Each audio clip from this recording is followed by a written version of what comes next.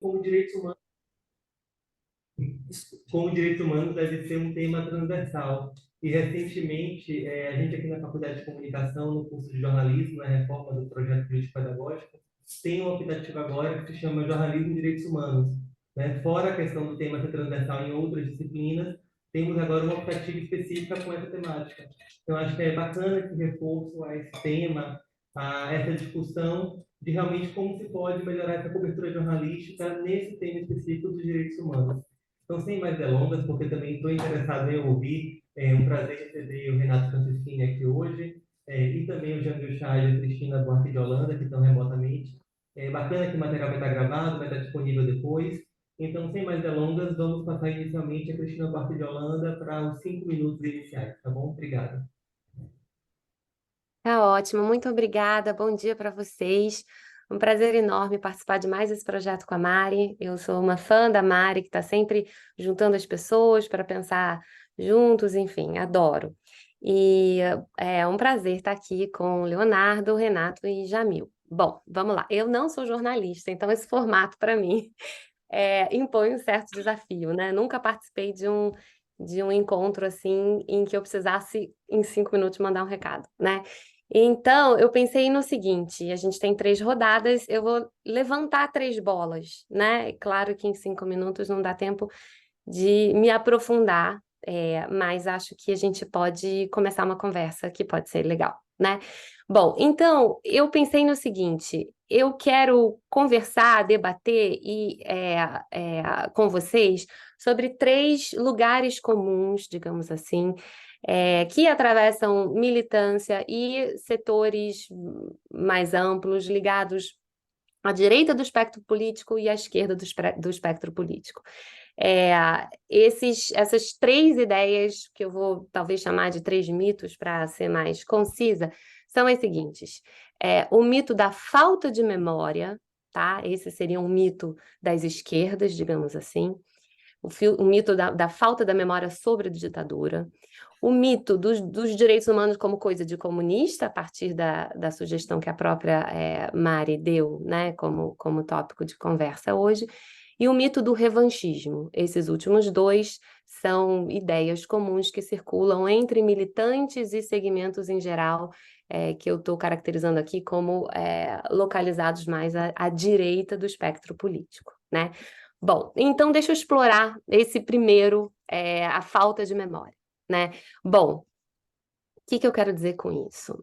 Se a gente observa a fala corrente de militantes do chamado movimento pela memória, verdade e justiça, mas não apenas, né? Existe uma ideia muito difundida de que o Brasil padece de uma falta de memória sobre a ditadura, né? A lei da anistia teria caracterizado esse momento de reinvenção da democracia no momento da transição, né? E teria tido um efeito trágico sobre a capacidade do país de produzir memória sobre o passado violento, né? E o Bolsonaro, o fenômeno Bolsonaro, não só o Bolsonaro, mas o bolsonarismo de uma maneira mais geral, seria uma espécie de resultado dessa falta de memória, né? É como se fosse a prova cabal de que não fizemos o nosso dever de casa da memória e, como consequência disso, elegemos o Bolsonaro. Bom, isso vem ancorado, né, numa fala muito recorrente que, por exemplo, foi sempre articulada nas comissões da verdade, que é a noção de que para que a violência, né, de Estado não volte a acontecer, é preciso que, enfim, que a verdade seja revelada. Um dos comissionários de Comissão da Verdade que foram entrevistados no projeto que a Mariana nos engajamos há muitos anos atrás, se não me engano era até um comissionário da Bahia, ele usa uma expressão que eu achei muito interessante, que é de verdade profilática. A ideia é a de que, ao conhecer a verdade, as pessoas, então, tomarão consciência, né, dos males passados e esses males passados não mais se reproduzirão, né? Então, essa é uma espécie de ideia francamente estabelecida, né? E o que eu gostaria de argumentar, e eu faço isso não só eu própria, Cristina, mas faço isso junto com meu colega José Suaco, do Instituto de Estudos Sociais e Políticos do Rio de Janeiro, o IESP, da UERJ, né? A gente está juntos trabalhando num livro em que a gente pretende contar um pouco, né, a história da memória sobre a ditadura ao longo das últimas décadas. E a gente busca encontrar momentos de inflexão nessa longa história, né? E um dos argumentos que a gente está trabalhando nesse livro é a ideia de que, na verdade, o Bolsonaro não é necessariamente o Bolsonaro e o bolsonarismo a prova de uma falta de memória, tá? Mas talvez, muito pelo contrário, né, ele seja, em parte e perversamente, resultado do que pode ser considerado um certo sucesso das políticas de memória. É claro que essa noção de sucesso das políticas de memória é sempre muito, enfim, difícil de ser sustentada, porque qual é a métrica para isso? Como é que você mede o sucesso de uma política de memória? Mas eu queria rapidamente, então, apresentar por que eu estou falando nisso, né? Um pouco na contracorrente do que normalmente os movimentos ligados a essa causa argumentam, né? Bom, desde meados dos anos 2000, o Brasil começou a viver o que Zé e eu temos chamado de uma explosão memorialista, tá? Ela vai culminar com a Comissão Nacional da Verdade, né? Mas é uma culminância, né? Quer dizer, antes disso, tem um processo de construção que começa ainda nos anos 90, com a criação da Comissão Especial de Mortos e Desaparecidos Políticos, né? E em seguida, com a criação da própria Comissão de Anistia, que depois se torna um personagem crucial, alguns anos depois, nisso que a gente chama de explosão memorialista, né? A Comissão da Anistia, ela cedia... eu me perdi um pouco aqui na contagem do tempo, desculpa, eu não sei se alguém vai me alertar ao momento de eu parar. Então, a Comissão de Anistia, ela é um ator crucial nessa virada, né? A partir, sobretudo, da gestão do Paulo Abrão, né? E a partir de pesquisas preliminares que a gente fez, né, a gente está razoavelmente seguro para dizer que depois da Alemanha pós-nazista, o Brasil foi o país que mais pagou indenização política a perseguidos enfim, de perseguidos políticos, né? Foi uma coisa muito impressionante e esse movimento de inflexão, ele foi acompanhado pelo Ministério Público Federal, não foi um movimento isolado da Comissão de Anistia, né? A Comissão de Anistia, ela mobilizou o mundo universitário de uma maneira muito impressionante, né? Com muitos editais de publicação, editais de pesquisa, com financiamento a documentários. Então, você tem um momento muito grande de apropriação, né, de uma nova moralidade pública para lidar com o passado, que é vamos lembrar o passado e não mais vamos esquecer como era antes, né? E a Comissão Nacional da Verdade foi uma espécie de corolário disso tudo, que não se encerrou em si mesma, né? A Comissão Nacional da Verdade, ela veio acompanhada por um fenômeno sui generis no mundo da justiça de transição. Então, nunca em nenhum outro lugar, aquela coisa da jabuticaba brasileira, né? Normalmente eu desconfio dessas muitas jabuticabas que a gente sempre se crê muito, muito excepcional, mas nesse caso, de fato, né? E a Enciclopédia de Justiça de Transição, que é talvez o documento mais generalista sobre o assunto que existe disponível, atesta, né, a veracidade do que eu estou dizendo. Em nenhum outro país do mundo se experimentaram, se viveram comissões não nacionais da verdade, né, na magnitude que a gente viveu ainda nem se fala, né? Então, quer dizer, muitas comissões da verdade tiveram braços estaduais, né? Portanto, elas tinham alguma presença local. Mas elas eram centralizadas, como, por exemplo, foi o caso da Comissão de Verdade e Reconciliação Sul-Africana, que é um dos casos clássicos sempre que a gente menciona a experiência de comissões da verdade. No caso brasileiro, foram mais de 100 comissões ligadas a estados, municípios, câmaras municipais, câmaras estaduais, universidades, algumas com status mais oficial, outras menos, né? Mas, de todo modo, todas dedicadas à produção de uma certa verdade sobre esse passado, né? Então, algumas comissões tiveram muitíssimo fôlego. A Comissão de São Paulo, por exemplo, foi uma comissão que, em termos de recolhimento de testemunhos, ela excedeu imensamente a própria produção da Comissão Nacional. A Comissão de Pernambuco foi uma comissão muito expressiva, a Comissão da Paraíba, a Comissão do Rio de Janeiro. Então, a gente viveu uma explosão memorialista a ponto de, é, Sérgio Etchengoen, talvez alguns de vocês já tenham ouvido falar dele, uma figura-chave é, do Exército, né? Numa palestra no Instituto Fernando Henrique, ele abertamente fala sobre o governo Dilma e sobre o momento em que o Exército decidiu romper com a Dilma, né? Então, ele faz uma fala repleta de referências misóginas a Dilma e etc., né? E ele mostra que ele começa o governo Dilma ainda a pedido do Lula, se não me engano, tolerando, né, aquilo que já parecia intolerável para ele de saída, imagina uma ex-guerrilheira que se torna presidente, mas o momento de ruptura, né, isso é dito por ele, não por mim, é o momento de criação da Comissão Nacional da Verdade. Então, evidentemente que eu não estou querendo resumir toda a complexidade da nossa história política nacional, né, ao evento da criação da Comissão Nacional da Verdade, mas acho importante que a gente leve em consideração que a ruptura do Exército com a Dilma, que em última instância, né, foi um dos elementos cruciais que desembocaram no processo do impeachment, né, essa ruptura ela teve, sim, né, calcada justamente numa reação, né, à criação da Comissão Nacional da Verdade, que era alguma coisa muito distante do que, né, do que o que se fez na Argentina, por exemplo, né? E, aliás, né, falando em Argentina, né, a Argentina talvez me ajude a provar o meu ponto aqui, né? A Argentina, ela fez um processo impressionante de produção de memória, né? Não só em termos de políticas públicas de memória, mas o julgamento das juntas militares e sem dúvida nenhuma, na perspectiva comparada, né? Ela teve uma produção de memória muitíssimo expressiva, inclusive no imaginário dos movimentos brasileiros. A Argentina sempre figura como uma espécie de modelo a ser seguido versus uma espécie de contramodelo ou antimodelo, que é a versão brasileira, né? E agora o fenômeno Milei parece colocar essa interpretação toda em xeque, né? Quer dizer, esse acúmulo de memória, ele necessariamente esteriliza a possibilidade de repetição, né, no futuro de males passados, né? Ou de ideias do passado que se querem superadas, né?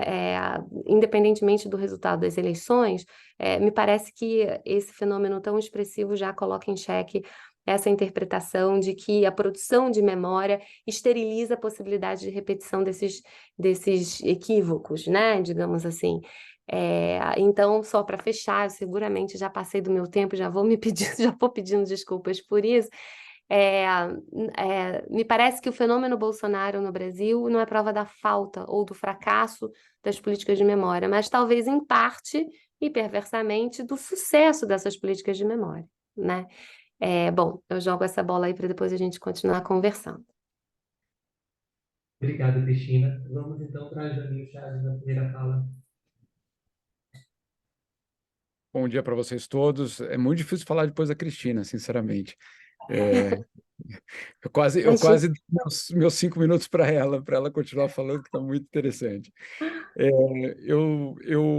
Para quem talvez não me conheça, eu sou repórter, trabalho no UOL hoje e trabalho na verdade, eu estou falando da sede da ONU aqui, inclusive, entre uma coletiva de imprensa e outra.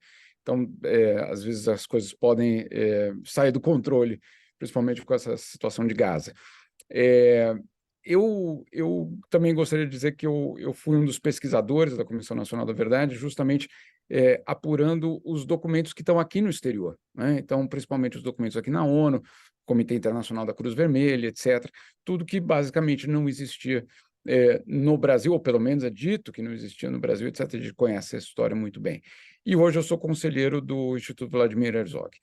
Eu digo isso pelo seguinte, eu concordo com a Cristina que há uma tendência muito clara da necessidade de se falar dessa história, de se investigar, de recuperar, de colocar isso como uma pauta, eu diria, presente, sem dúvida nenhuma. Também concordo com ela com o fato de que talvez o bolsonarismo, ou pelo menos as reações ao do bolsonarismo em relação a tudo isso, aconteceu num marco de avanço desse debate, e não de uma ausência desse debate. Eu acho que ela é absolutamente correta quando coloca essa questão. Eu mesmo, e aí a gente conhece os haters, etc., cada vez que ia falar sobre o assunto, ou cada vez que publicava uma matéria, sempre existe um grupo gigantesco, não é pequeno, de comentários de pessoas que até gostam de você, que te apreciam, que acompanham o teu trabalho, dizendo não perca tempo com o passado, não vamos olhar para o futuro, vamos ver o que há para os nossos filhos, etc. Olha, e eu acho que complementando, na verdade, o que a Cristina colocou, aqui no Alto Comissário de Direitos Humanos, por exemplo, da ONU, em todas as pesquisas que são feitas, pelo menos por parte da entidade, fica muito claro que falar do passado, falar dessa história não é falar do passado, é, na verdade, falar do presente, né, como a gente viu no caso brasileiro, mas, acima de tudo, também falar do futuro, né? Então, não há uma... Não é uma... E eu acho que esse é um tema que, inclusive, em algumas redações, e aí, fugindo do perfil da Cristina, estou falando como repórter, vi muitas vezes as redações dizendo, não, mas de novo vamos falar sobre o passado, de novo vamos remoer o passado. Existe uma resistência porque o tema, entre aspas, não é atual. Não estamos falando de um crime de hoje. Afinal de contas, tem tanto crime acontecendo hoje, por que a gente precisa olhar porque aconteceu em 1960, 1970, etc. Existe essa reação. E o que fica muito claro aqui, pelo menos, é que enquanto você não lida com essa situação passada, a situação presente, e aí eu não estou falando da situação brasileira, e tampouco estou falando da situação latino-americana, estou falando de várias outras situações, inclusive africanas, inclusive asiáticas, que mostram de uma forma muito evidente que enquanto esse passado não é tratado, não é lidado, ele permanece e continua contaminando todas as relações políticas naquele país, naquela sociedade. Mesmo que o discurso seja não estamos falando sobre isso. Ao não falar sobre aquele assunto, ao não investigar, ao não colocar a imprensa para apurar, etc., o que a gente, obviamente, está fazendo, está protegendo, ou pelo menos mantendo um certo status quo que favorece algum dos grupos, né? Isso fica muito claro. Então, isso é importante deixar claro, porque esse debate, e até trazendo para a parte da imprensa, ele existe nas redações, né? Será que vale a pena gastar tempo, energia, dinheiro com algo que não acontece, que, afinal de contas, temos tantos problemas hoje? Então, esse debate também existe. Há poucos anos, eu passei algum tempo, eu não sei onde a Cristina está, mas ela falou até da Alemanha. Eu estou em Abu Dhabi. Abu Dhabi, perdão. Tá. Uhum. Eu passei um tempo tanto na Alemanha Oriental, como ex-Alemanha Oriental, como na Alemanha Ocidental, vendo a questão dos documentos da Stasi, né, dos arquivos da Stasi, e também como a Alemanha, de uma forma geral, desnazifica, né, a sua sociedade. E ela desnazifica a sua sociedade todos os dias, hoje. Todos os dias é um processo muito, eu diria, muito permanente.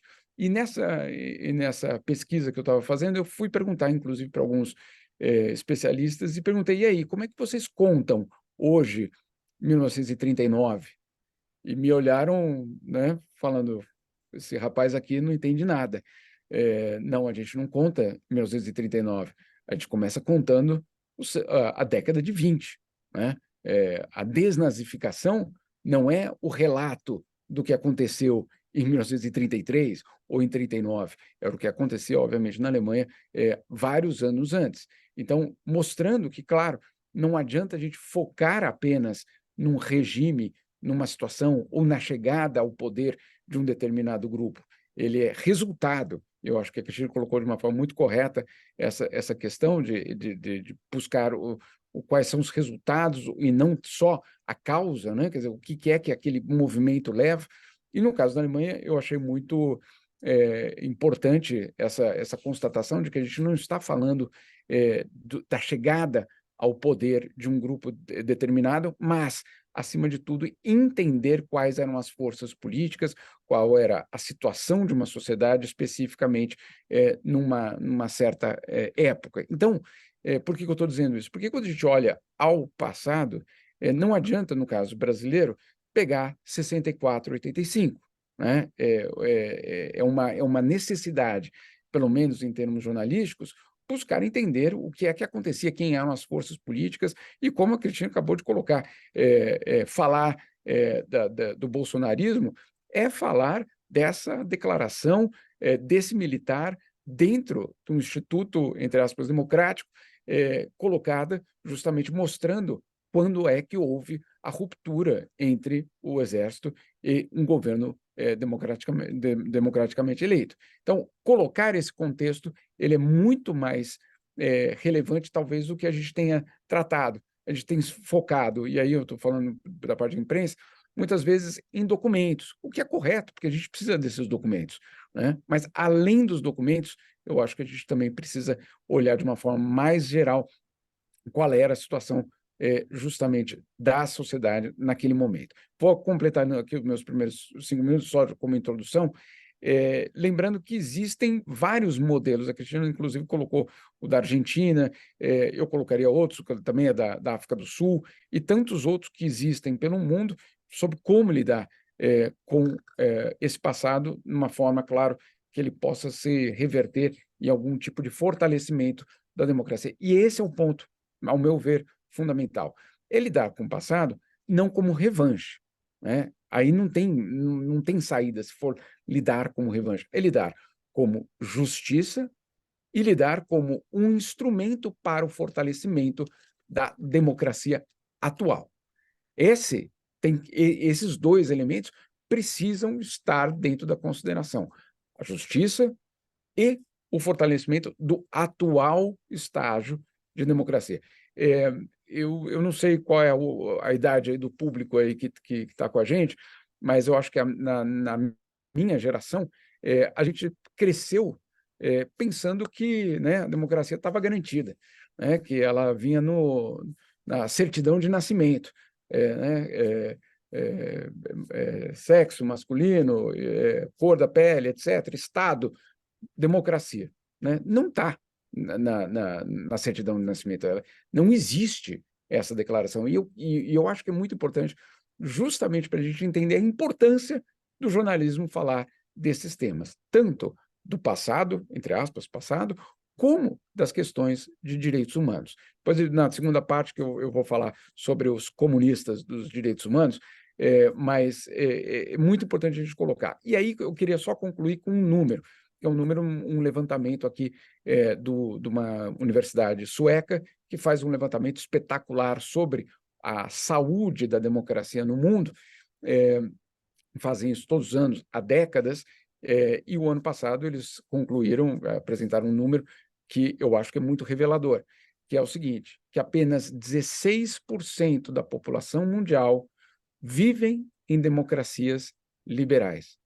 16%. Ou seja, é a minoria do planeta que tem o privilégio de viver numa democracia liberal. Olha só, o Brasil não está nessa composição. Por quê? Porque para essa classificação nós somos apenas ainda uma democracia eleitoral, né? Nós não temos todos os elementos de uma democracia que incluem, obviamente, direitos. E aí não é nada, isso deixo para a gente falar depois, não tem nada de comunista nisso, é apenas a consolidação da democracia de uma forma geral, que obviamente não inclui apenas a eleição. E aí o número é absolutamente relevante. 16% apenas da população mundial beneficiada pela situação de uma democracia liberal. E mais de 50% da população mundial, claro, nós estamos incluindo aí China e outros, mais de 50% vivem em algum regime autoritário. A gente precisa levar isso em conta para falar qualquer coisa em termos de direitos comunistas ou não. Obrigado, Jamil. Vamos para a terceira fala agora de Renato Francisquini, aqui presencialmente. Obrigada.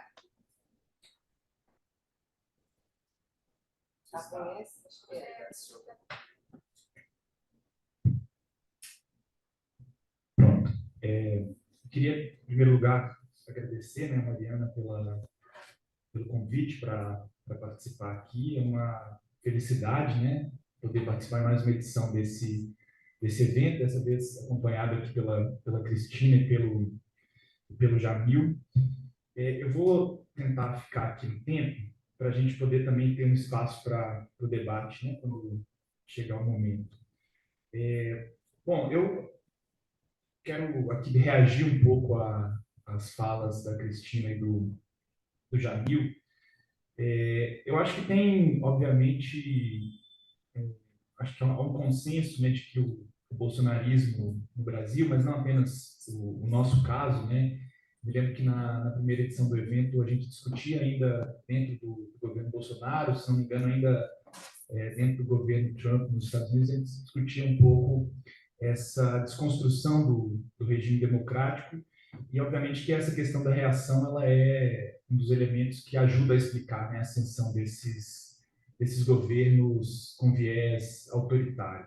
A Wayne Brown, por exemplo, faz uma pesquisa, eu acho muito interessante, sobre como que isso aconteceu nos Estados Unidos, né? De que maneira o público que apoia o Trump é um público que reage aos direitos que foram concedidos a minorias historicamente marginalizadas na sociedade norte-americana. Acho que isso, de certo modo, se estende ao Brasil, talvez não da mesma maneira. A gente pode discutir um pouco mais isso, né?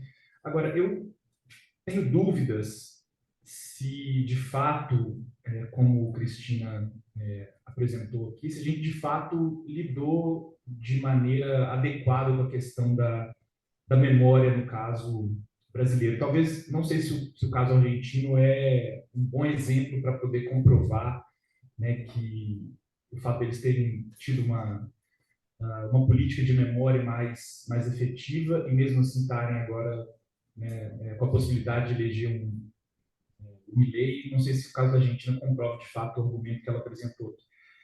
Eu acho que tem uma questão de fundo, né, nessa discussão sobre democracia e memória, que é a relação entre política e verdade, que me parece uma relação, para dizer no mínimo, complicada, né?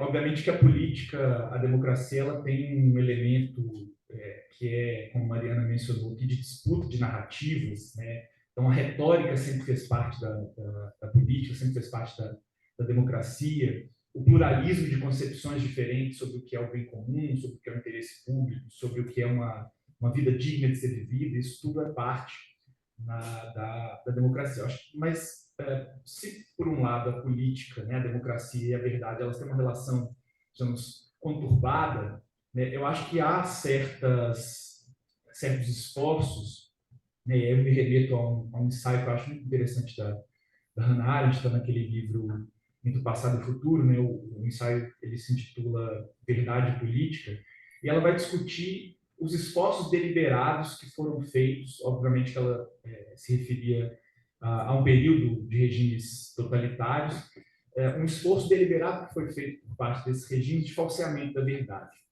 Quando ela está falando de verdade, ela está falando de verdade factual, né? Ela, inclusive, faz uma distinção entre verdade factual e verdade teórica.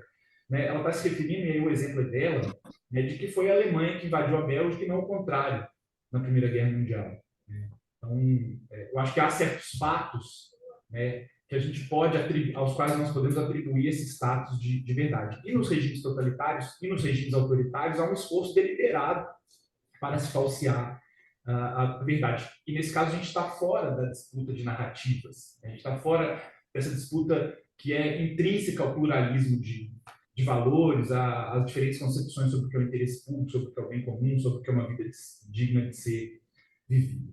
E a Hannah Arendt, ela vai dizer que há certas instituições que são erigidas dentro de um contexto de um regime democrático que seriam responsáveis por resguardar, por proteger essa verdade factual. Eu acho que o que ela vai dizer é que a verdade factual ela é o terreno, né, comum a partir do qual nós podemos discutir, né, disputar narrativas, discutir sobre o que é o interesse público, sobre o que é o bem comum, etc. Ela vai dizer que há 3 instituições que serão responsáveis por resguardar, né, por proteger essa verdade factual. O Poder Judiciário seria uma delas, as universidades, principalmente, né, a historiografia, e o jornalismo. Né, seriam 3 instituições fundamentais para resguardar essa verdade factual a partir da qual nós podemos disputar, né, concepções diferentes sobre o que é o interesse público e o bem comum. Se a gente olha para o que aconteceu no Brasil recentemente, né, pensando nessas três instituições, o Poder Judiciário há pouco tempo teve um presidente, né, o Dias Toffoli, que, num discurso de posse, né, da presidência do STF, disse que não considerava que a ditadura militar no Brasil tinha sido algo autoritário. Ele vai dizer, não foi um golpe, foi um movimento. Então, o Poder Judiciário teve um presidente que disse que o golpe militar, na verdade, foi um movimento. Pensando no jornalismo, né, eu entendo que, acho que Jamil trouxe algo muito interessante, né, que há essa conversa dentro das redações, etc. Mas, se nós lembrarmos, lá nos anos 2010, a Folha de São Paulo publicou um editorial dizendo que a ditadura no Brasil teria sido uma ditadura. Né? Então, o jornalismo também, de certo modo, talvez não tenha contribuído, né, para a gente ter uma política de memória, né, como foi feito um esforço por parte, por exemplo, da Comissão da Verdade. E se a gente for pensar do ponto de vista da universidade, né, a gente tem tendências, digamos, teóricas recentes que vão justamente dizer que não há verdade, né, que tudo são narrativas, enfim, eu me refiro aqui especificamente, né, ao pós-modernismo, ao pós-estruturalismo, que vão expressar digamos, essa modalidade, né, de pensamento, de ontologia, enfim, de pesquisa dentro da universidade. Então, talvez essas três instituições que a Hannah Arendt vai nomear como sendo instituições fundamentais para se proteger a verdade factual, para se proteger a memória, elas tenham falhado, né, no caso brasileiro, nessa função atribuída a elas. E, claro, para poder voltar, né, ao que eu dizia lá no início, eu acho que a Cristina tem razão em dizer que o governo Bolsonaro foi uma reação de certos setores a direitos que vinham sendo conquistados, né, por minorias historicamente marginalizadas na sociedade.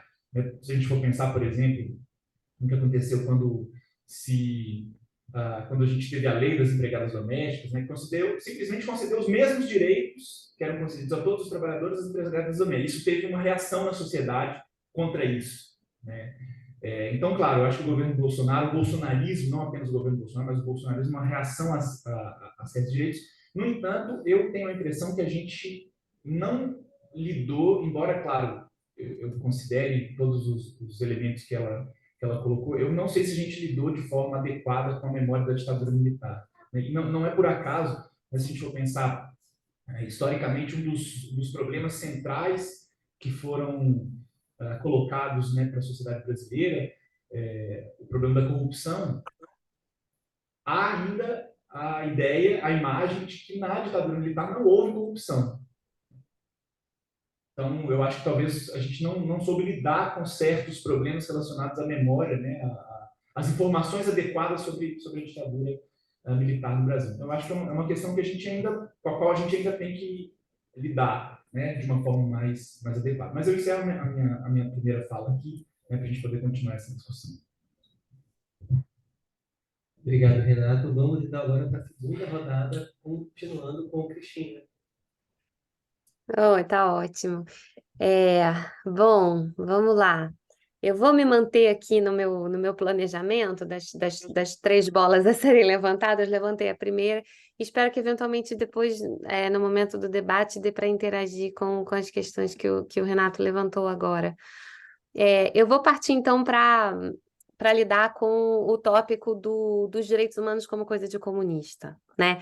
Eu acho que para a gente pensar sobre isso, com uma certa acuidade histórica, acho que vale a pena um breve retrospecto sobre uma certa história sociológica dos direitos humanos, que é um assunto da Mariana Poças, que está aí sentada com vocês, né? Eu vou aqui me meter num assunto que é muito dela, mas sobre o qual também a gente vem trabalhando juntas há algum tempo. Bom, o mundo pós-queda do muro, né, o mundo a partir dos anos 90, o mundo pós-Conferência de Viena, que é um marcador muito importante na história recente dos direitos humanos, né,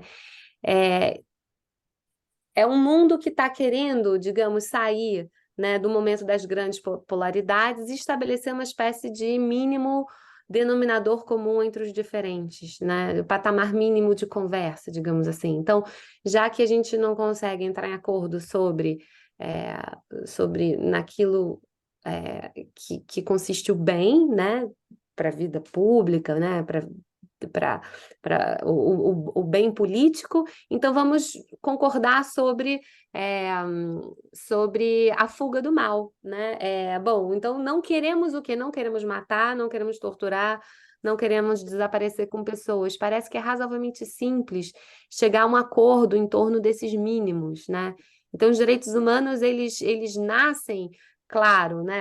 O termo direitos humanos, eles são mobilizados muito antes do que isso, mas eles passam a se tornar, né, alguma coisa com importante tração na vida das sociedades e da política, sobretudo a partir dos anos 80 e 90, né? E eles nascem associados a essa noção de um patamar moral mínimo, né? Por oposição às ideologias maximalistas do socialismo, do comunismo, que querem como que virar as sociedades de ponta cabeça, né? Os direitos humanos não querem fazer isso, eles nascem querendo simplesmente resguardar o mínimo, e é em torno desse mínimo que se estabelece, né, um patamar mínimo de conversa entre figuras que antes talvez não quisessem conversar. Né?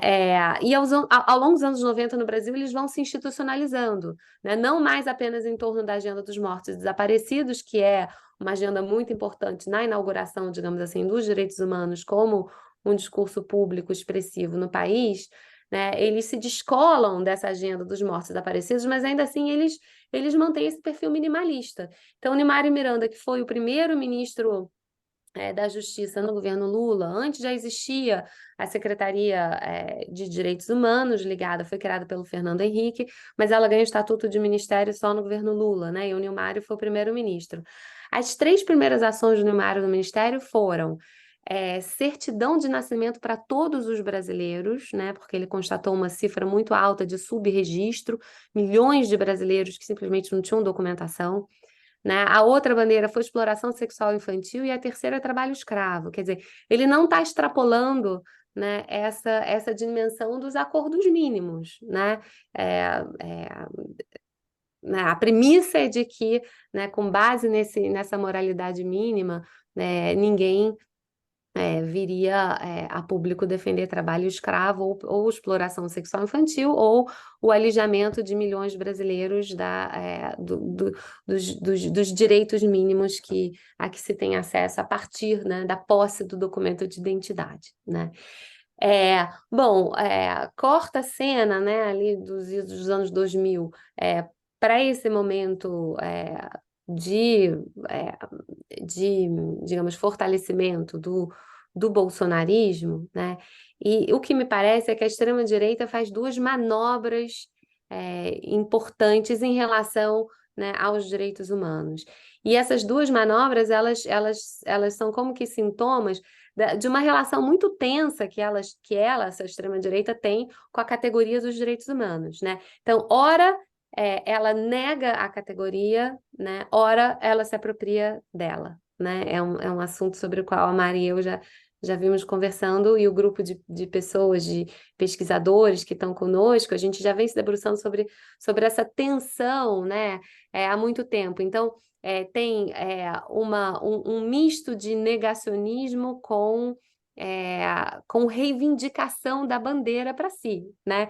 Então, nega os direitos humanos na medida em que lê esse mínimo ao qual eu estava me referindo como máximo, né? Então, aquilo que muita gente lá nos anos 80 da redemocratização conseguiu acordar que era um mínimo, né, passa a ser lido como máximo, né? Como uma espécie de utopia maximalista. Se é maximalista, a gente empurra lá para o lado dos comunistas, né? A utopia, essas grandes ideias sobre sociedade, elas são comunistas, né? Mas o fenômeno aqui interessante é essa coisa de ler o mínimo como máximo, né? Eu acho isso interessante de ser apontado. E então, nessa medida, nega os direitos humanos, né? Nós não queremos direitos humanos porque direitos humanos é coisa de comunista, né? Mas, ao mesmo tempo, se apropria dos direitos humanos, né? Porque concebe os direitos humanos, os direitos como recurso escasso, então se um tem direito, o outro não pode ter direito, né? Se tem para um, vai faltar para outro. Então passa, né, a se aproximar do tema a partir da noção de que os direitos humanos eles devem ser dirigidos a humanos direitos, né? Então existe um certo círculo de pessoas, essas sim que devem ser as reais merecedoras desses direitos humanos, né? Então, nega por um lado, se apropria por outro, né? Então, essa relação tensa da extrema-direita com os direitos humanos é muito importante de ser apontada. Por exemplo, quando a gente estava no governo Bolsonaro e o Ernesto Araújo estava no Ministério das Relações Exteriores, o Brasil ocupava os postos institucionais de direitos humanos que existem na rede de direitos humanos fora do país. O Brasil não se negou a tomar parte desses espaços institucionais, né? E ocupava esses espaços institucionais com a intenção justamente de se voltar contra aqueles que eram os valores básicos que constituíam esses próprios espaços na sua origem, né? O Brasil chegou a ser objeto de represálias aqui e acolá, mas nada muito consistente, né? Nada muito consistente que se sublinhe isso. Então, quer dizer, ele se apropriou também da institucionalidade dos direitos humanos para atuar, né, em pautas anti-direitos humanos, né? Então, tem também uma fala comum de que, né, do governo Bolsonaro teve um desmonte dos direitos humanos. Sim, em parte sim, mas houve também uma apropriação das estruturas dos direitos humanos para uma ação anti-direitos humanos. Bom, é isso. Mais uma vez, desculpa, eu não controlei o tempo. Estou aqui atenta para ouvir meus colegas. Tá ótimo o tempo, Cristina. Obrigado. Vamos então agora para a Jamila, na segunda rodada. Mais uma vez, eu vou seguir no caminho da Cristina, porque era justamente sobre essa apropriação que eu queria conversar. Eu conto uma historinha que aconteceu comigo aqui em Genebra. Eu posso fazer uma coisa para vocês mostrar que eu estou aqui na sala, justamente numa das salas da ONU, justamente Olha, tratando disso. Então, você está aí sozinho. eu reservei a sala para nossa conversa aqui. Olha, que coisa. Brincadeira.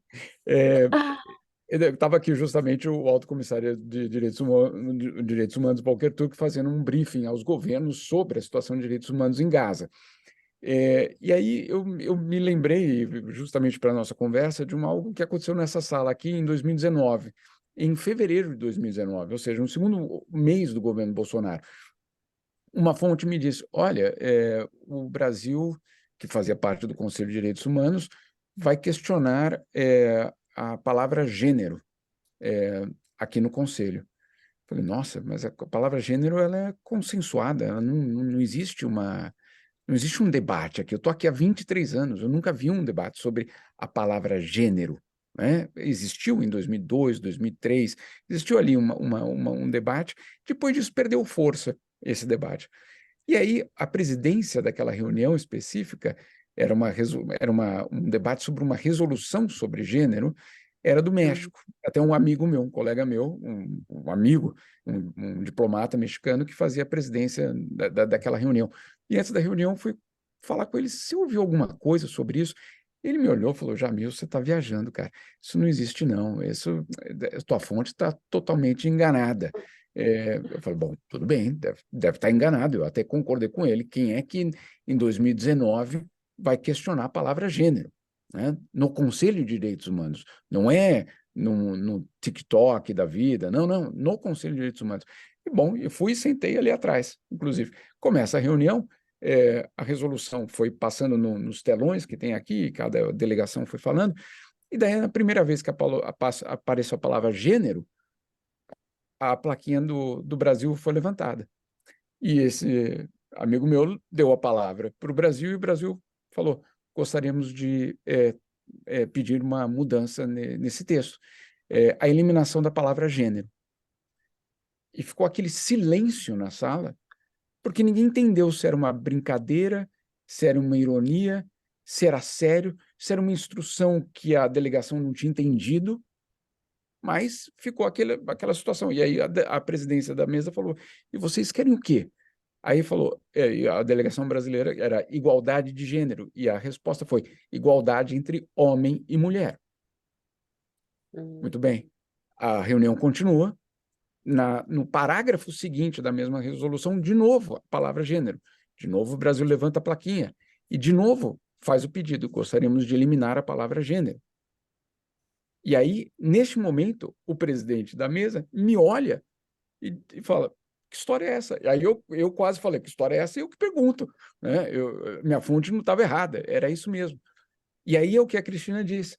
Não há, ao longo dos 4 anos do governo Bolsonaro, não há uma retração do Brasil dos organismos internacionais. Eu nunca trabalhei tanto quanto nos últimos 4 anos, eu posso garantir para vocês.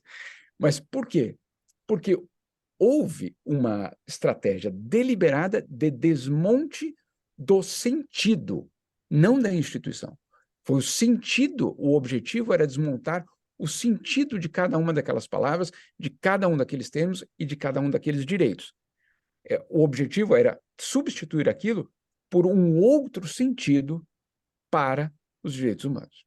Né? Então, essa foi a operação que foi realizada. Ela foi realizada de uma forma extremamente intensa, muito bem coordenada, muito bem financiada, com um plano. Enquanto a gente ria não era da goiabeira, enquanto a gente ria da goiabeira, era um verdadeiro trator que estava sendo passado em todos esses âmbitos, em todos esses debates, de uma forma muito profissional.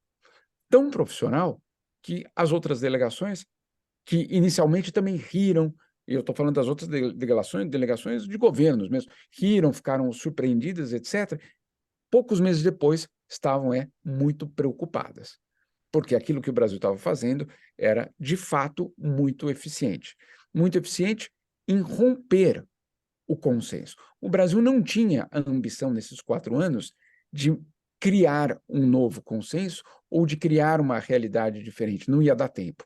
Mas o objetivo era desconstruir o sentido daqueles termos.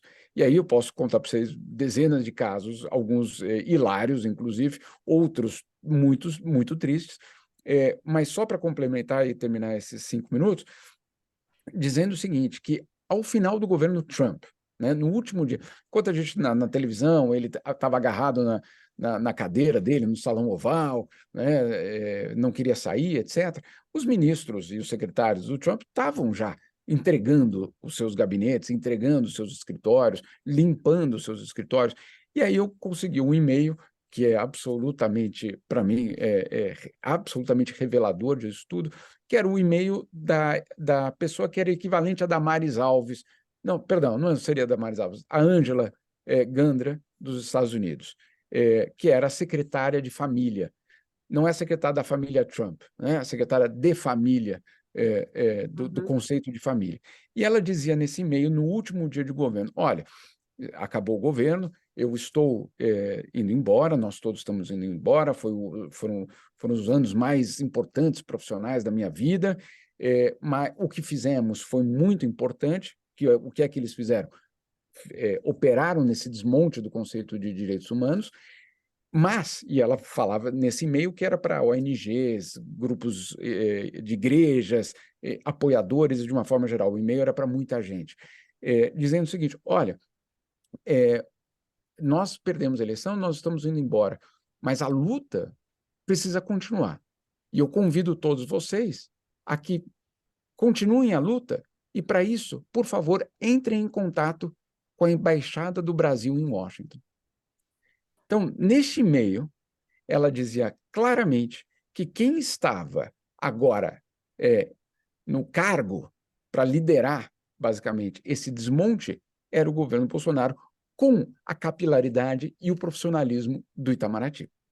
Né? Então, a gente via, ao mesmo tempo, um sequestro das instituições, um sequestro dos termos específicos de direitos humanos e uma operação muito bem feita para desmontar esses conceitos e transformá-los talvez, em algo que pudesse atender a extrema-direita de uma forma. Eu concluo com isso. E eu queria só fazer um último comentário ao Fábio, no que se refere às empregadas, Fábio.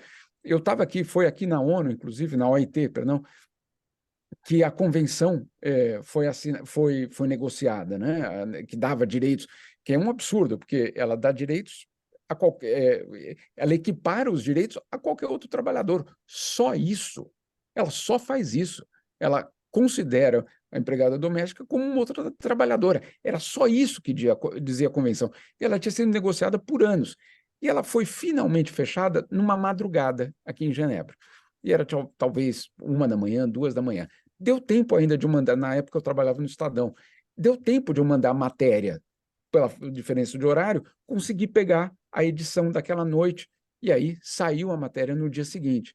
E eu, sinceramente, feliz, puxa, quantas vezes a gente participa de uma assinatura ou de uma negociação que, de fato, a gente pode dizer que é histórica, né? Para aquelas pessoas, para aquelas milhões de empregadas, aquilo era histórico, sem dúvida nenhuma, e eu diria para a sociedade. E fui dormir tranquilo, fui até muito satisfeito. Que legal ter participado disso. No dia seguinte, a quantidade de cartas que o Estadão recebeu para se queixar da matéria, que dizia que empregadas domésticas deveriam ter o mesmo direito dos outros trabalhadores, para mim foi aquele choque, falando, não, calma aí, é isso mesmo? Nós estamos numa sociedade na qual a negociação de um tratado internacional que dá direitos, ele é questionado por esses motivos que a gente conhece tanto no Brasil. Então, foi um choque que eu vivi, em termos jornalísticos, muito claro, porque a gente entende aí que, de repente, não está todo mundo no mesmo barco, né? Perdão por me alongar. Obrigado, Jamil. Vamos para a segunda rodada de Renato. A fala final do Jamil também vai ter talvez um outro problema relacionado à memória, né, do Brasil, que não tem a ver apenas com a ditadura militar, mas em relação ao próprio regime escravagista, né? A gente tem um problema de lidar com a memória do próprio regime escravagista. Eu também quero dialogar um pouco com o que Cristina trouxe aqui. Eu queria me remeter, talvez, a fatos do passado, para poder lembrar que a reação aos direitos humanos ela não é algo recente ou próprio apenas do nosso tempo. Aquela que talvez tenha sido a primeira declaração relacionada aos direitos humanos, né, a Declaração dos Direitos do Homem e do Cidadão na Revolução Francesa, em 1789, também foi objeto de reações diversas, né? Reações, talvez, no sentido, digamos, progressista, como foi, por exemplo, a reação de Mary Wollstonecraft, de Olympe de Gouges, por exemplo, né, que questionaram a extensão desses direitos apenas aos homens e não às mulheres, né? E, de fato, havia uma distinção, não era o sentido da palavra homem e cidadão aqui, não era o sentido universal, como hoje nós muitas vezes usamos, era atribuído, né, esse direito de fato apenas aos homens e aos cidadãos, e não às mulheres e às não cidadãs. Então, há reações, por exemplo, progressistas naquele contexto, a Declaração dos Direitos do Homem e do Cidadão. Há reações, como, por exemplo, a do Marx, lá na questão judaica, né, em que ele vai identificar nesses direitos do homem e do cidadão os direitos de um tipo específico de homem e de cidadão, não em relação da questão do gênero, como eu mencionei aqui, mas em relação ao homem burguês, né, vai gerar uma declaração relacionada a um tipo específico de indivíduo, né, muito associado à ideologia burguesa. E há reações também, por outro lado, digamos, para usar um termo talvez anacrônico, né, antiprogressistas, né, como, por exemplo, a reação conservadora de um autor como Edmund Burke, né, que vai dizer que era aquela ideia de homem e de cidadão era uma abstração que não levava em consideração as distinções naturais entre os indivíduos, né, as distinções que foram construídas historicamente, né, e que eram importantes para a própria estabilidade do regime político, para a manutenção de algum tipo de liberdade, enfim.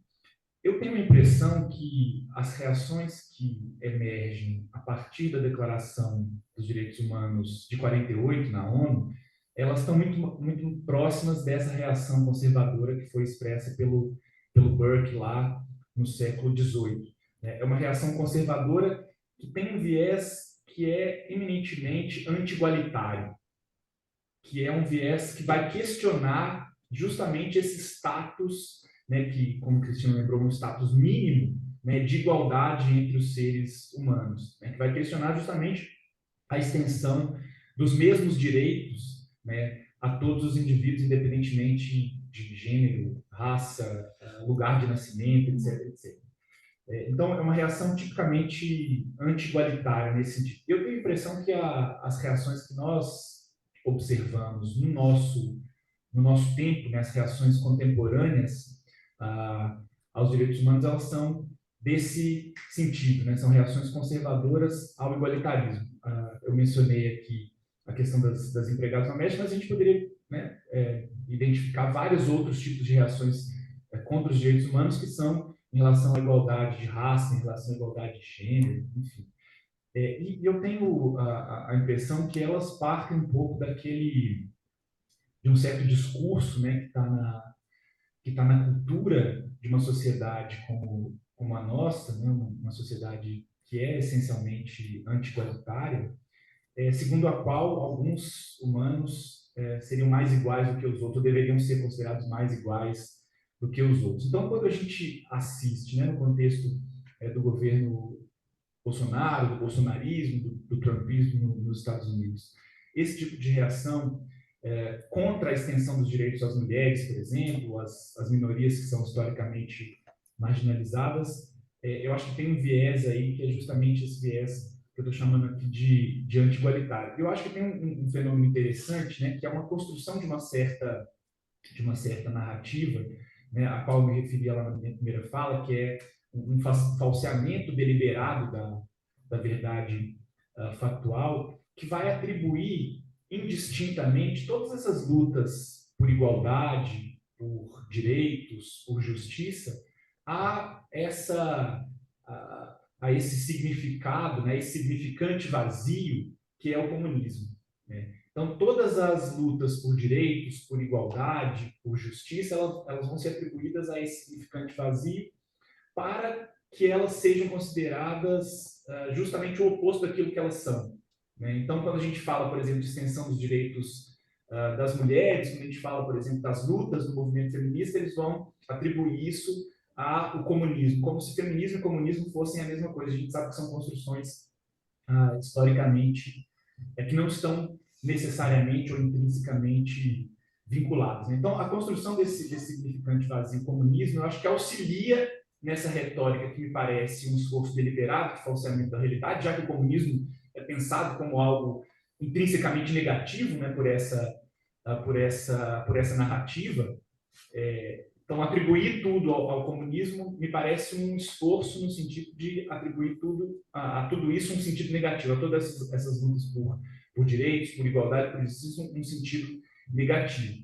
E curiosamente, né, num momento como o atual, a gente falar em comunismo é algo absolutamente anacrônico, né?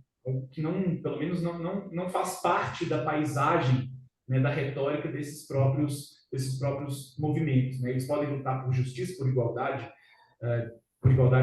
de reconhecimento, por igualdade social, etc. Mas o sentido do comunismo não está presente nesses movimentos, pelo menos não de uma forma evidente, né? Então, me parece também um esforço deliberado de falseamento, né, para que esses movimentos sejam, digamos, desacreditados ou, de alguma forma, relegados ao segundo plano no nosso debate, né? É isso.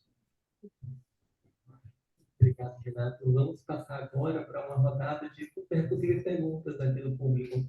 Maria está com o microfone. Alguém já interessado com alguma questão? Pessoal, lembrando que a gente está entrando na terceira rodada, então fica aberto para o público. Eu não sei se no chat tem algum. É do público virtual e do público presencial. Exato. Bom, enquanto o pessoal vai pensando, refletindo, a gente pode passar para a Cristina e Se alguém tiver questões, vai pensando, elaborando, e o microfone tá. Tem, Murilo? Ah, temos uma aqui, então. Acho que é bom ir lá no vídeo, pessoal. Bom dia a todas, a todos, a todos. É um prazer estar aqui aprendendo com vocês, dialogando. Achei interessante a fala da professora Cristina, quando ela comenta que o Brasil seria o segundo país, né, do mundo a mais trabalhar a questão da ditadura, né, a verdade sobre a ditadura militar. Aí eu fiquei pensando, será que o problema nosso, então, o gargalo, né, nossa dificuldade, é de sair da bolha, sair, né, para que essas pesquisas cheguem ao cidadão comum, à população, né, ela possa ganhar uma nova dimensão. Eu falo isso porque eu trabalho, além de ser no sindicato de jornalistas, eu trabalho também como jornalista no sindicato dos professores da UNEB, da Universidade do Estado da Bahia. E tanto lá quanto cá, na UFBA, minha esposa, ela é professora aqui na universidade, e me parece que isso ocorre em todo o país, né? É a dificuldade da gente conseguir furar a bolha, a gente conseguir fazer com que o nosso trabalho, a nossa pesquisa, saia desse ambiente para passe o mundo das universidades e chegue lá fora. Então, eu fico pensando até que ponto a gente tem falhado nesse sentido, né? De fazer com que essas informações saiam das universidades, saiam das entidades que trabalham as questões, as pesquisas sobre verdade, democracia, e atinjam a população comum.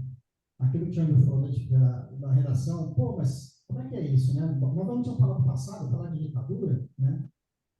Acho que isso é muito verdadeiro e vai muito além, né? Vai muito além das redações. Como é que a gente pode fazer para ultrapassar esse limite, furar essas bolhas? Eu vejo uma grande dificuldade nas universidades de a gente conseguir fazer isso. Obrigado, Murilo. Vamos então para a terceira rodada, começando de novo com o Cristina. Ok. Ai, que pergunta difícil.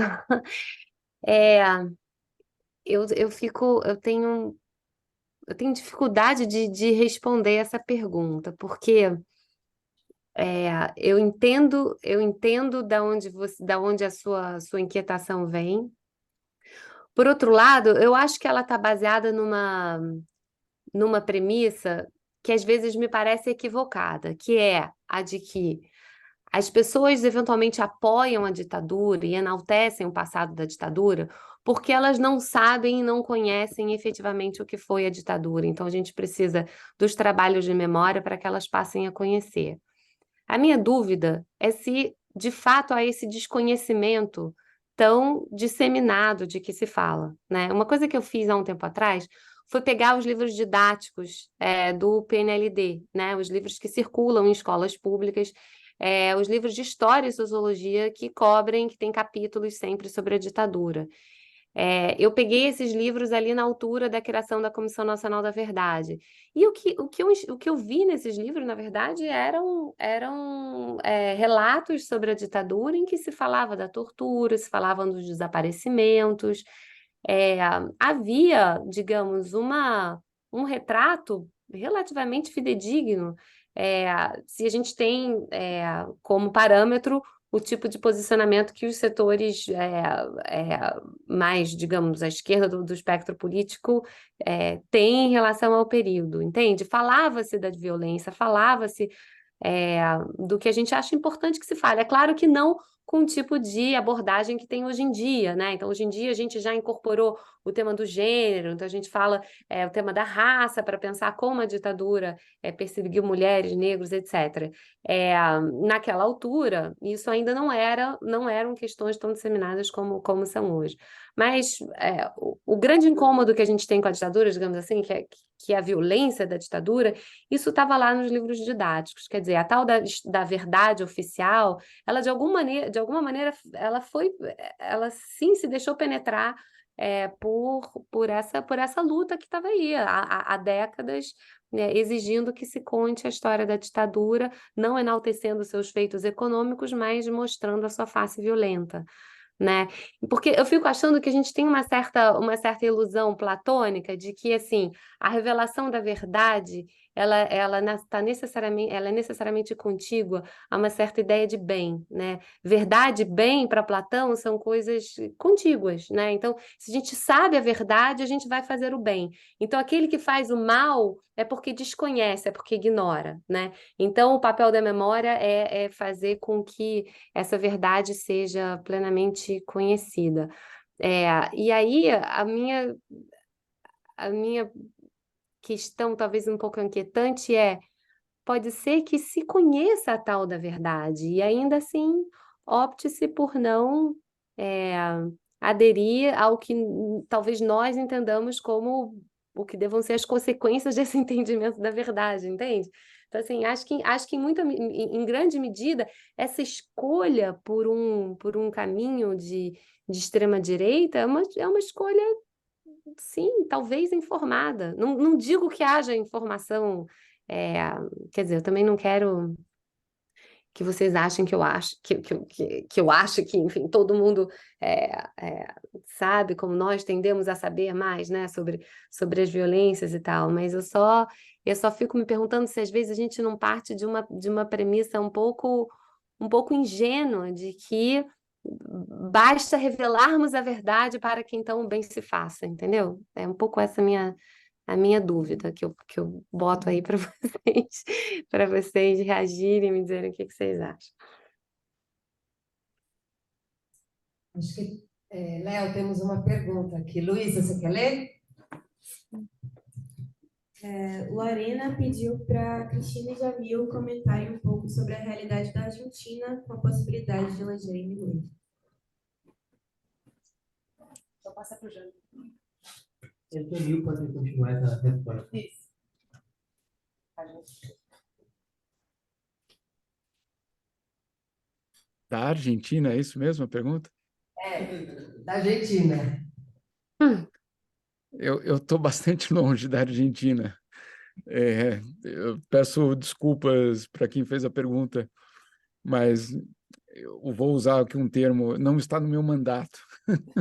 Não, mas o que eu quero dizer é que, infelizmente, com Gaza, com a situação brasileira, com outras coisas, eu, infelizmente, não tenho, eu tenho só lido o que está acontecendo. Agora, eu posso falar de uma forma mais geral desse movimento, vamos dizer assim, conservador, que ganha formatos diferentes em cada um desses países da América Latina, mas também aqui da Europa, não é só uma exclusividade latino-americana. Eu tenho a impressão de que existem alguns elementos, talvez para completar até o que a Cristina colocou, que não é desinformado, é um elemento talvez de segurança. O que eu quero dizer com segurança? Vamos combinar aqui entre nós que se tem uma era de incertezas, é a nossa, né?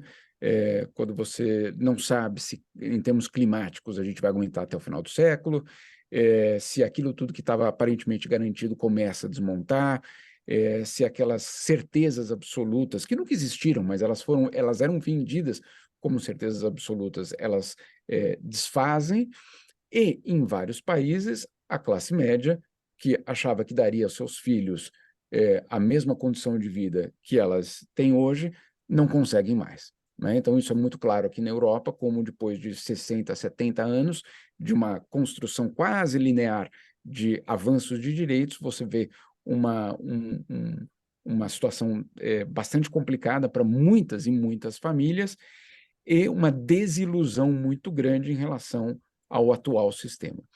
Essa desilusão, ela eventualmente, eu não estou dizendo que ela é diretamente relacionada, ela eventualmente pode gerar figuras que vendem ilusões, né? São charlatães, são vendedores de ilusão e são populistas que, obviamente, usam essas incertezas profundas que a sociedade vive, essas situações de angústia que todos nós temos para propor falsas soluções, né? Então, esse não é um fenômeno apenas latino-americano, eu diria que é um fenômeno aqui na Europa muito bem estabelecido, né? Que obviamente se soma à questão das redes sociais, do despreparo das democracias em lidar com essa nova situação tecnológica, e a gente vê, obviamente, uma transformação nesse sentido. Então, eu não quero entrar no debate argentino, porque eu não tenho informação, não é porque eu não quero falar aqui, mas eu acho que a gente tem que entender ele dentro desse contexto. Claro, cada país tem o seu contexto específico, tem o seu drama específico.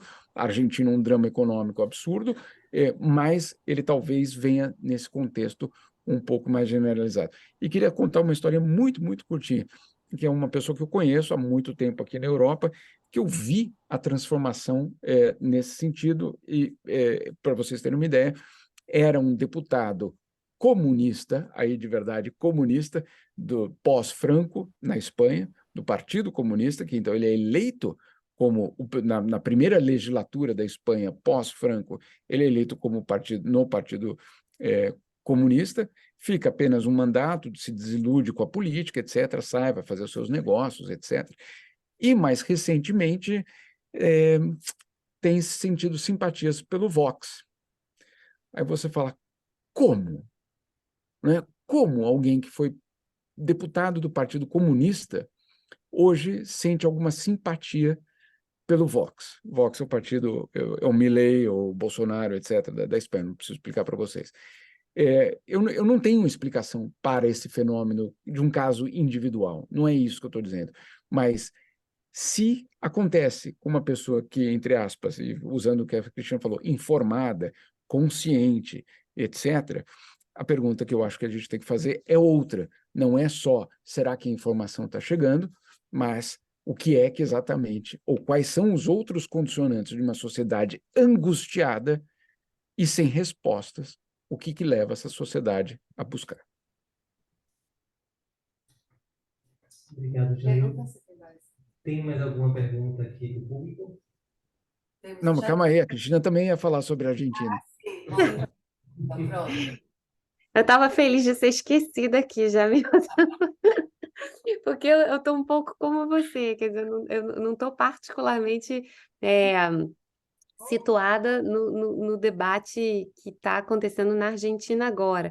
Mas, na verdade, eu usei a Argentina, acho que eu trouxe a Argentina aqui em primeira mão, porque eu tenho a impressão de que o caso argentino corrobora o que eu estou tentando comunicar aqui, né? Quer dizer, essa premissa de que a exaltação da ditadura só pode existir entre os que não conhecem a ditadura, ela me parece errada, né? Porque a Argentina passou por um processo muitíssimo intenso de produção de memória, né? Então, me parece que o fenômeno Milei não se explica pela falta de memória, né? Embora o movimento social argentino ligado a essas pautas não vá concordar comigo, né? Enfim, li agora recentemente, quer dizer, como é que eles reagem a isso? Eles dizem, não, faltou memória, não foi ainda suficiente, precisamos de mais memória. E minha questão é, será que é esse o ponto, né? Será que o apoio a um candidato de extrema-direita se explica pela falta de memória? Mas também é importante que a gente não reduza o eleitor de figuras como essas, assim, indo um pouco na linha do que o Jamil apontou agora, né? Há figuras que necessariamente exaltam ativamente, né, um passado autoritário. Pode ser que elas sejam como que indiferentes a ele e enxerguem outras qualidades nesses candidatos, né, em que projetem neles a possibilidade de uma certa salvação, digamos, de uma situação tão deteriorada de economia e tal, e que, bom, diante da possibilidade de salvação, a gente pode Oi, relativizar Cosmo. Bom eventualmente dia, tudo bom? excessos, que acho que tem alguém com áudio aberto. Meu filho, tem, graças a Deus. Graças a Deus. Diga aí, meu anjo. Desculpa, gente, às vezes acontece. Tá certo, Eu então. sei. Tá bom. Isso. Desculpa. Não, mas desculpa, não sei se fui clara na minha fala agora, mas grosso modo é isso. Também acho importante que a gente não identifique sempre os eleitores desses candidatos como necessariamente figuras ativamente anti-direitos humanos, né? Talvez só sejam figuras que não se importem tanto com o assunto, o que não significa dizer que elas endossem ou abracem ideias mais radicais que são articuladas pelos próprios candidatos. Eu lembro que no Brasil uma coisa que me impressionava muito na eleição de 2018, na última eleição também, era como as pessoas como que perdoavam o Bolsonaro pelos seus excessos, né? Então os eleitores do Bolsonaro diziam, não, mas calma, não é bem assim, ele não quer dizer bem isso e tal. Então era tinha uma capacidade grande de minimizar o que eram falas brutais, né? É, como se, na verdade, aquilo não fosse tão importante assim, porque o mais importante eram outras coisas que estavam, digamos, abarcadas na candidatura dele, né? Bom, acho que é isso que eu tinha para dizer. Duas questões aqui do chat. Primeira, bom dia. Se possível, gostaria que a Cristina indicasse leituras que ajudassem a aprofundar a noção de mito da falta de memória. Foi uma excelente fala, sem identificação. A segunda... Poxa, obrigada. Obrigada. Bom, eu vou ter que me autoindicar, então. Não, mas, na verdade, não sei, né? Em breve, espero estar publicando um livro com meu colega, o Zé Suaca, do IESP, e então ali a gente seguramente vai tratar disso. Mas a gente não lançou isso ainda por escrito em lugar nenhum, e eu também não li nada nesse sentido. Então, eu vou ficar devendo essa indicação. A segunda questão de Natália Duarte. De que forma a multiplicidade de memórias e discursos pode impactar na produção jornalística? Então, essa é para o jornalista de plantão. Vou repetir a questão. Natália Duarte. De que forma a multiplicidade de memórias e discursos pode impactar na produção jornalística? Deixa eu ver se eu entendi. Multiplicidade de memórias e discursos. Não sei se eu entendi a pergunta, mas se ela está na sala, se ela quiser elaborar.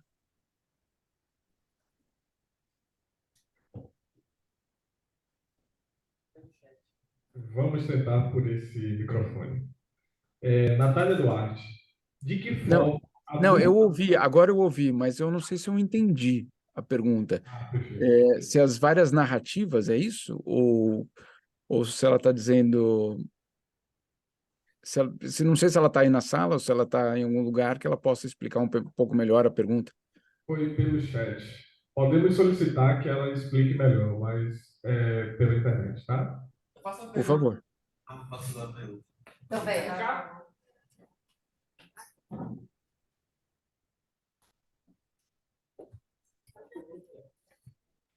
Só para deixar claro, afeta muito, mas eu queria saber de que forma ela quer que eu desenvolva. Minha pergunta acho que vai para as três pessoas da mesa. Foi falado aqui, né, sobre que algumas instituições que podem garantir a memória são as universidades, os jornalistas. Aí eu queria saber se tem algum aspecto da ditadura civil-militar que ainda é pouco explorado, tanto pela academia quanto pelo jornalismo, e que valeria, por exemplo, virar uma pauta para as jornalistas e jornalistas que fazem um curso, ou podem virar uma pesquisa, ou seja, tem algum aspecto dentro de todo esse período histórico que vale a pesquisa, que vale a reportagem, que vale ser noticiado? Posso responder essa? Pode. Olha, eu acho essa pergunta muito boa pelo seguinte: a gente tem focado muito em como o Estado fez a repressão, né? O que é, obviamente, o necessário, porque, afinal de contas, essa repressão veio por parte do Estado. Mas na Comissão Nacional da Verdade, a gente tinha capítulos sobre a igreja, sobre o setor privado, etc. Então, assim, é uma multiplicidade, obviamente, de atores. O que a gente, e eu tenho visto isso não só na questão brasileira, mas ao redor do mundo, uma ditadura não se faz apenas com repressão do Estado. Não há como sustentar uma repressão sem os seus cúmplices. Aí, o que eu gostaria de sugerir é que vocês busquem os cúmplices dessa repressão. Então, quem é que vendia a arma? Quem é que fabricava? Quem é que entregava? Quem é que facilitava? Quem é que fechava os olhos? Quem é que, por exemplo, no caso das empresas, quem é que dizia, eu só vendo, eu não quero saber qual é a utilização? Né? Tem todas essas perguntas sendo feitas. Então, do setor privado, por exemplo, tem uma infinidade de setores que a gente... Eu mesmo fui na Fiat, aqui na Itália, dar uma olhada nos documentos, teve a história da Volkswagen, ok, essas são as multinacionais, gigantes, etc. Mas e as nossas empresas nacionais? Onde estavam? Né? O que foi feito exatamente do fabricante de uniforme para o Exército? Né? Teve alguma resistência? Teve alguém que facilitou? Teve algum contrato estranho? Né? Então, isso é muito importante. Então, primeiro, o setor privado, de que forma o setor privado atuou. O outro, é claro, as entidades, entre aspas, culturais. Claro que a maioria dos artistas, cantores, a gente conhece toda essa história. Mas será que todos mesmo? Ou algum grupo acabou chancelando aquela... Sabe que eu tenho uma curiosidade. O pessoal que compôs aquela música, 90 milhões em ação, etc., quem são eles? Quem são os compositores dos jingles da ditadura? Quem são os artistas que venderam sua criatividade para uma repressão? Quem são essas pessoas? Então, por exemplo, uma pauta que eu tenho enorme curiosidade de tentar descobrir como é que era a relação. Claro, tem as outras mais óbvias. Futebol. Como era a CBD ou a CBF naquele momento de ditadura? A gente sabe que o Médici recebeu a seleção, levantou a taça, que o Pelé abraçou ele, né? Que tem toda essa outra situação. Mas como eram os clubes? Como eram as federações nacionais, estaduais? Enfim, tem uma infinidade de atores, o que eu estou dizendo aqui, em resumo, tem uma infinidade de atores que não precisa ficar no DOPS, no Ministério da Justiça, no Exército, na Marinha, etc., para a gente tentar contar essa história de uma forma mais ampla, sem esquecer da imprensa. Mas eu deixo com vocês. Tem mais duas, vamos lá.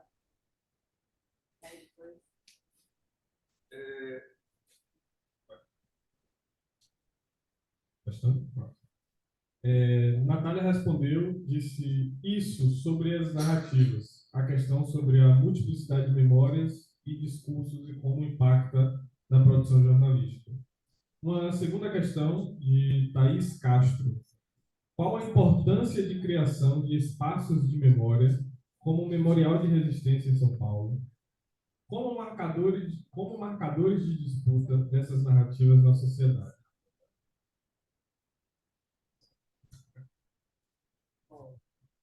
Quem gostaria de começar respondendo? E a gente também tem a última rodada ainda do convidado, ainda né? falta o...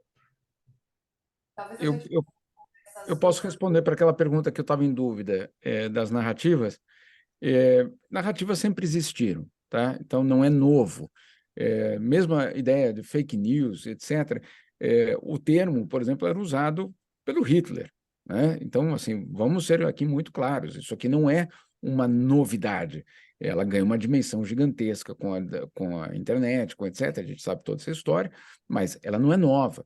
Governos tinham ministérios da propaganda. O que é o Ministério da Propaganda? Vamos lá, gente, né? É a produção, é o gabinete do ódio com outro nome, né? Então, assim, não vamos achar que é uma inauguração da nossa geração essa desinformação. Desinformação faz parte do poder, né?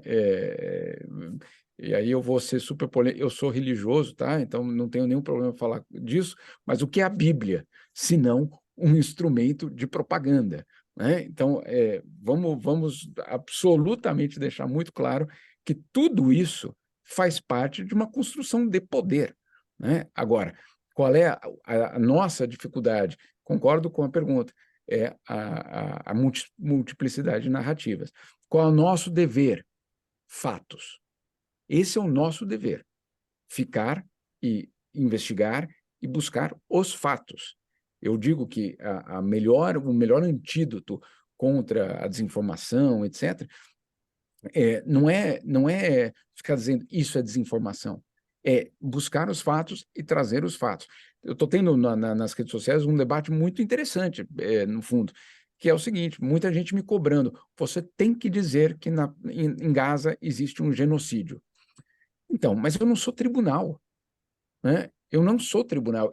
O que eu acho é o que eu acho, tá bem. Agora, precisa haver uma investigação, essa investigação precisa concluir que houve um genocídio. Como é que se conclui que houve um genocídio? Se houve uma ação deliberada para erradicar um povo específico. Ah, mas isso é óbvio, Jamil. Não. Eu preciso dos fatos. Os fatos levam a isso. Acabei de escrever uma matéria que foi publicada agora. Um genocídio em construção? Provavelmente. Agora, o que eu não posso é fazer parte de narrativas. Eu preciso dos fatos. Então, o que eu faço como jornalista é trazer os fatos. Quantas crianças foram mortas? O que está acontecendo naquela incubadora no Hospital X? De que forma a assistência humanitária não está chegando e está gerando aquilo? Então, é muito importante que a gente não caia ou não faça parte das disputas de narrativas, que a gente traga fatos. Se a gente fizer uma revolução dos fatos, a gente já está fazendo pelo menos um trabalho nesse sentido. Então, para a última rodada dos convidados. Eu não sei se a Cristina talvez quisesse responder a questão a pergunta dos Isso, memoriais. dos memoriais. E aí depois eu passaria para Renato, se Renato concordar. Bom, eu posso comentar rapidamente. Por que eu acho importante? Bom, se a gente pensar no período imediatamente posterior à transição, ou mesmo período da transição, existia uma espécie de moralidade pública do esquecimento, né? Então, falar sobre o passado era taxado de revanchista, e ainda é, né? Enfim, isso é um conceito que ganhou, assim, impressionante vida longa, né? Atravessou os tempos, desde a transição até aqui. Mas, enfim, isso dá margem a uma outra conversa. Mas havia um interdito sobre esse olhar para o passado, né? Então, quem olhava para o passado era imediatamente taxado de revanchista. Se revanchista, é alguém que não tem o compromisso necessário com a democracia, né? Então, eu lembro, e isso é uma ideia que não está disseminada só entre setores que vinham da arena e tal, né? Era também uma ideia que tinha alguma capilaridade mesmo entre setores da esquerda, que diziam, precisamos olhar para o futuro, olhar para frente, alguma coisa que o Jamil comentou em algum momento aqui. Então, eu acho importante porque eu não imagino uma democracia que possa conviver com esse tipo de interdito, né? Quer dizer, uma democracia que nos proíba de olhar para trás, bom, por que está me proibindo de olhar para trás, né? E quando esse olhar para trás tem um imbricamento tão evidente com a condição presente e o olhar para frente, né?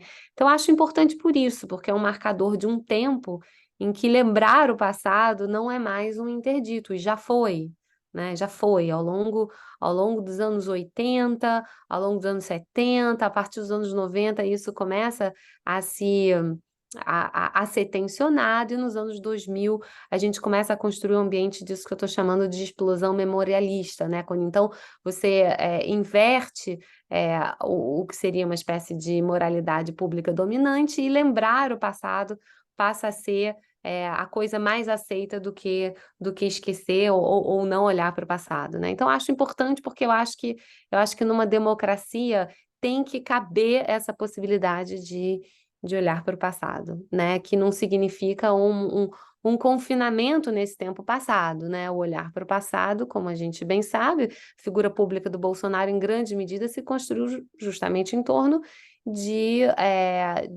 uma certa leitura, né, de exaltação sobre esse passado. Então, né, o passado é presente, né? O passado, ele tem um imbricamento muito, enfim, explícito com o presente. Obrigado, doutora Renata, então.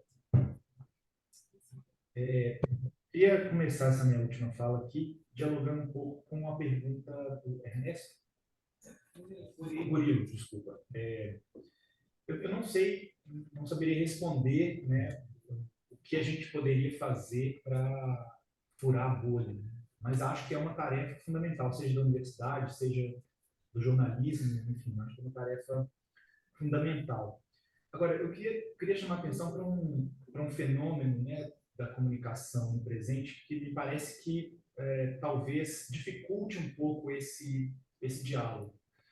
As novas tecnologias da comunicação, elas me parece que estratificaram a comunicação de uma maneira que dificulta muito a discussão, o debate entre pessoas que pensam diferente, né? Então, cada vez mais, a gente observa que as pessoas buscam informações, se informam em fontes que reforçam as suas convicções e que não as desafiam, né? Então, eu acho que esse é um fenômeno. Se a gente for pensar nas campanhas políticas, por exemplo, né, eu me lembro que a primeira pesquisa que eu fiz quando eu estava lá na graduação foi uma pesquisa sobre a campanha do Lula e do Serra em 2002.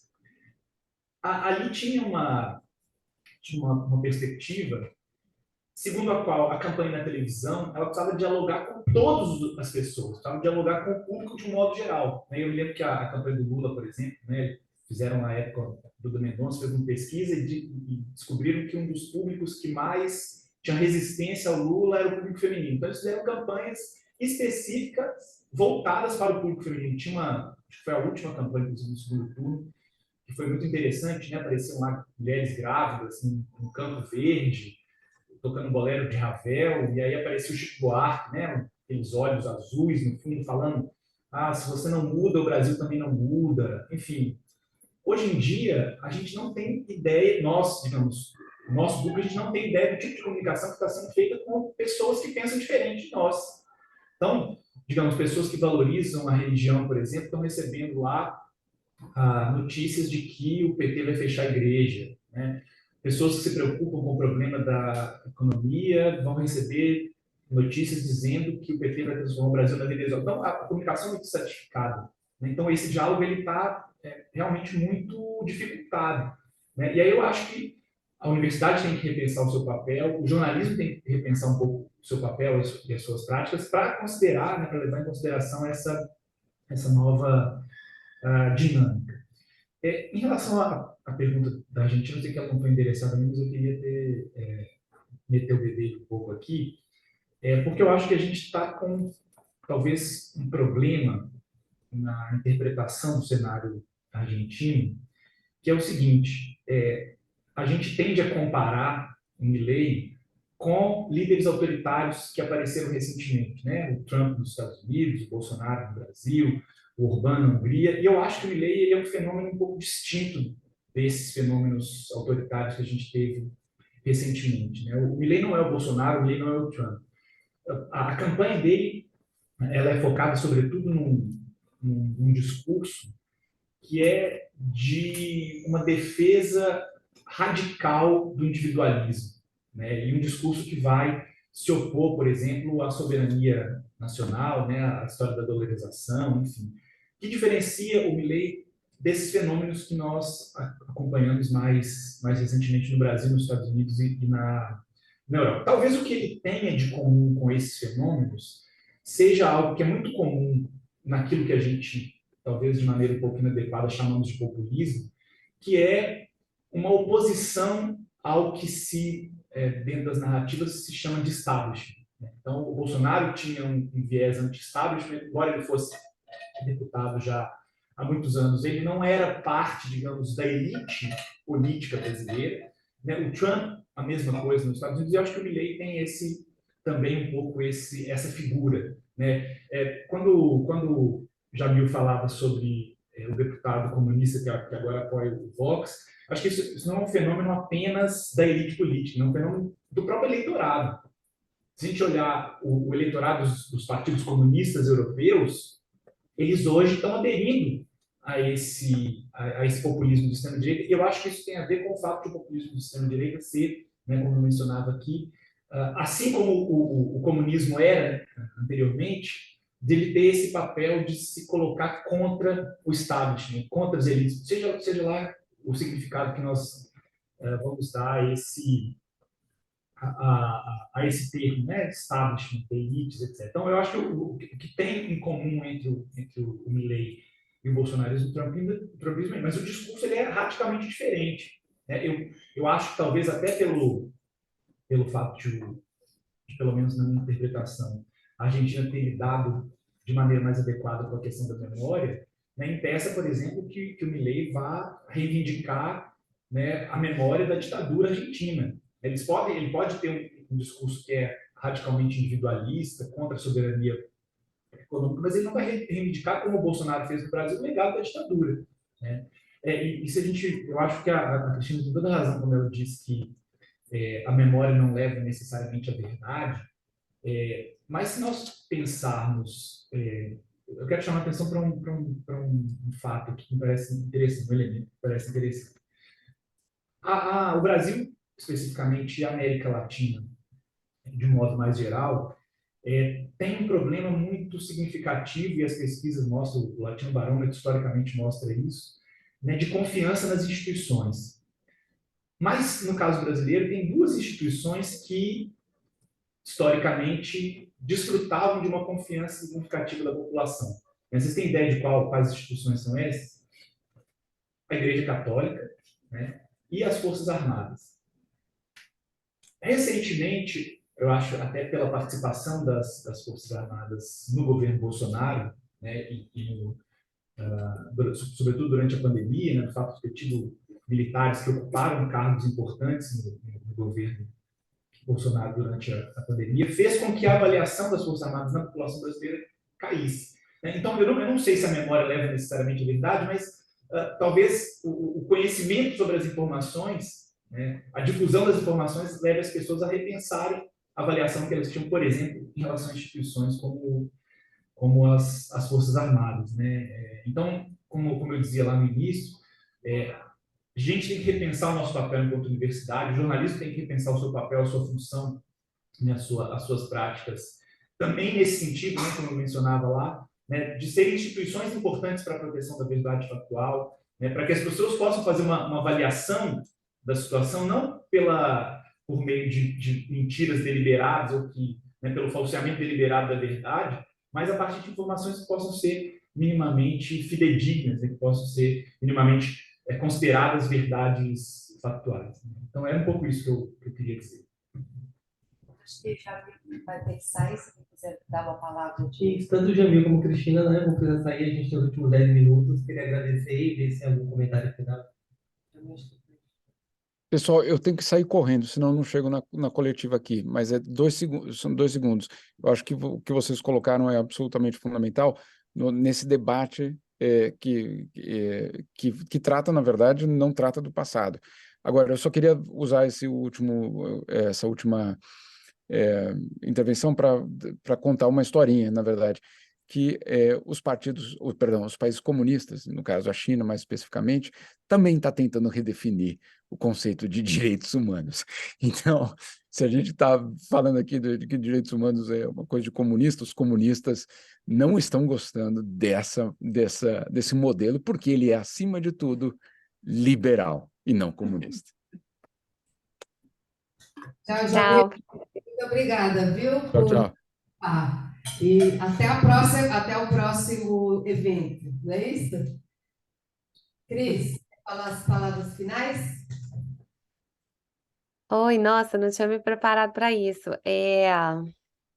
Bom, eu vou aproveitar então rapidinho para falar uma coisa sobre a qual eu tinha me planejado para falar e no curso da nossa conversa não falei a respeito, que era sobre a noção de revanchismo, né? Mencionei, mas acho que vale a pena explorar isso um pouquinho mais, porque essa noção de revanchismo, ela nos acompanha desde a transição, né?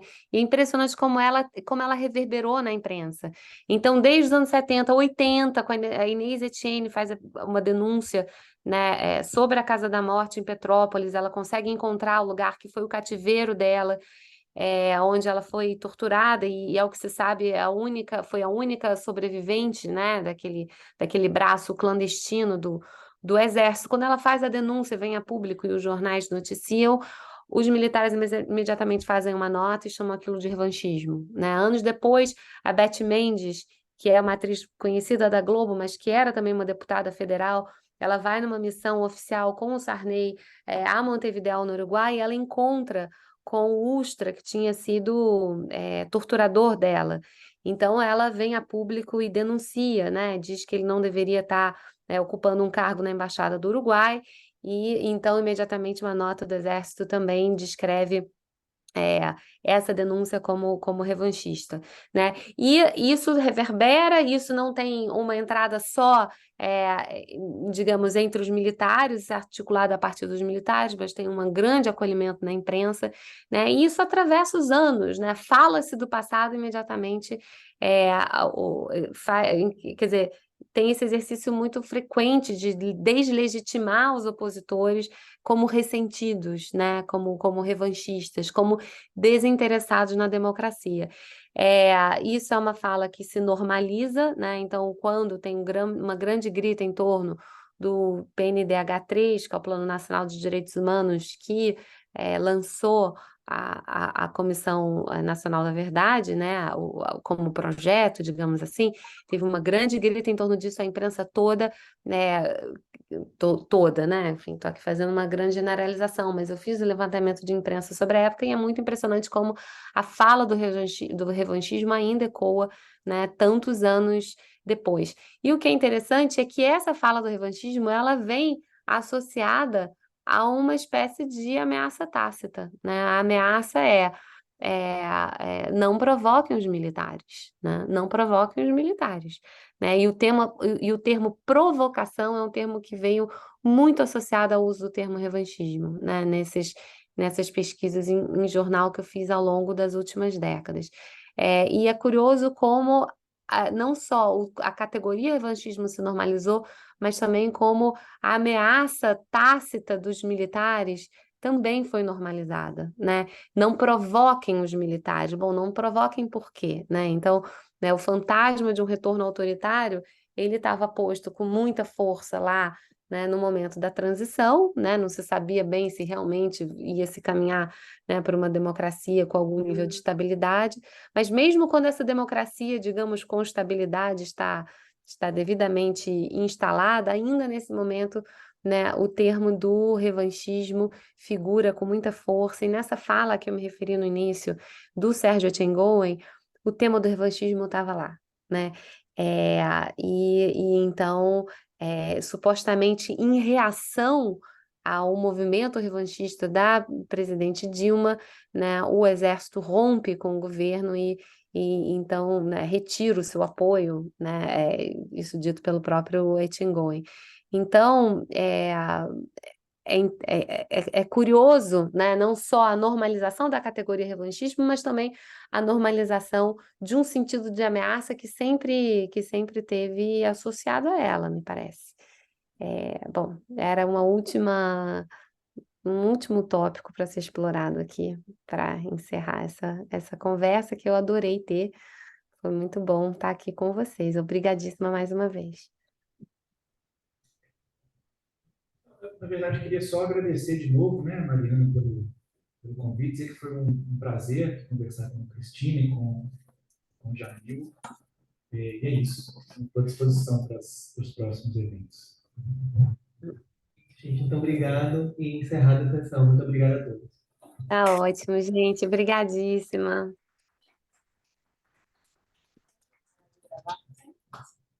Bom, alô, pessoal. Tchau, Cris.